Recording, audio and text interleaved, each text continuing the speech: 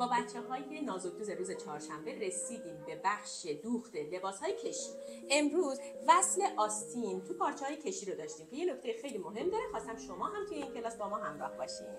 برای دوخت پارچه‌های کشی ما اجازه نداریم حلقه آستین رو خورد بدیم. حلقه آستین نسبت به تنه 1.5 تا 2 سانت اضافه داره و این اضافات رو به این شکل می‌کنیم که تاج آستین رو به سرشانه وصل می‌کنیم، 2 تا درز زیر بغل رو هم به دو طرف وصل می‌کنیم. حالا این مسیر رو با یک کشش مناسب میایم که من زیر چرخ بهتون نشون میدم میدوزیم.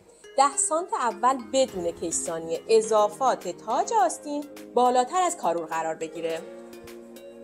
این قسمت حلقه آستینمونه. این 10 سانت اول نیاز به کشیدن نداره.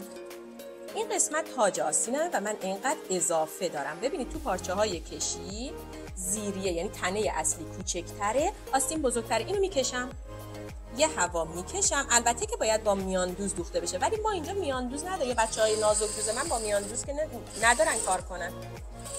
میان به این شکل. سمت مقابل رو هم همینطور یکم میکشم.